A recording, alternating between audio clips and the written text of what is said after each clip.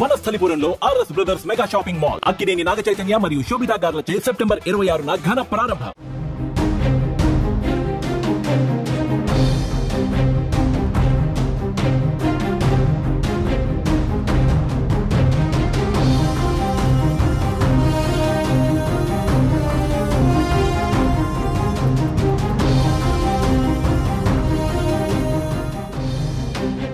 Hyderabad Shamshabad international airport లో వాతావరణం ఏమాత్రం అనుకూలంగా లేదు.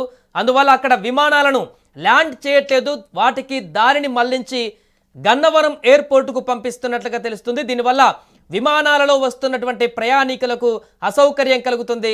శంషాబాద్ లో రాత్రి నుంచి ఎడతెరిపి లేని వర్షం పడుతుంది.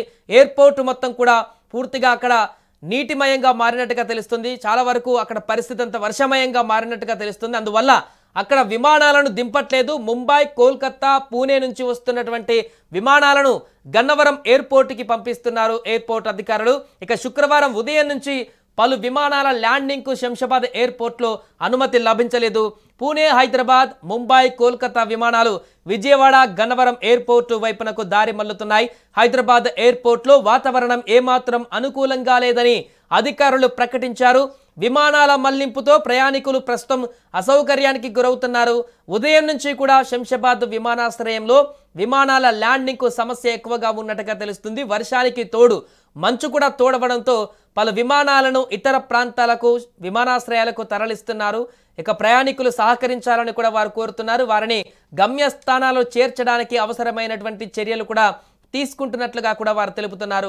ఈ రోజు రేపు కూడా హైదరాబాద్లో భారీ వర్షం కురిసే అవకాశం ఉందని వాతావరణ శాఖ సూచించిన క్రమంలో ఇప్పటికే ఆ రకంగా భారీ వర్షం కూడా నగర వ్యాప్తంగా పడుతుంది. కాబట్టి ఇవాళ రేపు ఐటీ ఉద్యోగులకు కూడా వర్క్ ఫ్రం హోమ్ ఇవ్వాలని సూచించారు సైబరాబాద్ పోలీసులు.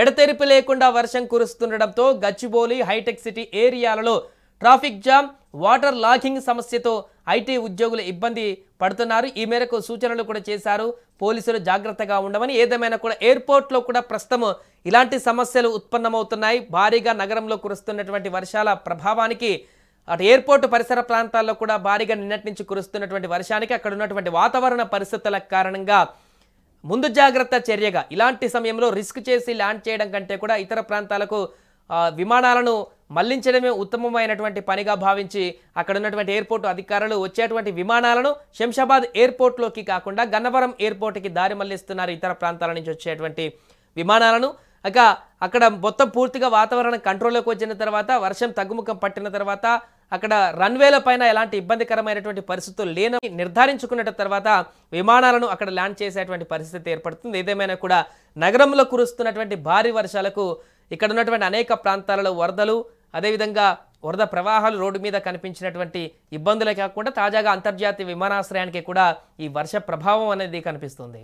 సుమన్ టీవీలో మీ పర్సనల్ అండ్ బిజినెస్ ప్రమోషన్స్ కోసం కింది నెంబర్కి కాంటాక్ట్ చేయండి. డ్రగ్స్, గంజాయి లాంటి చెడు వ్యసనాలకు దూరంగా ఉండండి. తాత్కాలిక ఆనందం కోసం జీవితాలని నాశనం చేసుకోవద్దు. డ్రగ్స్ విక్రయాలు, దందాలు నిర్వహిస్తే 1800599696 టోల్ ఫ్రీ నంబర్ కి కాల్ చేయండి. డ్రగ్స్, గంజాయిని నిర్మూలిద్దాం, భవిష్యత్తును కాపాడదాం.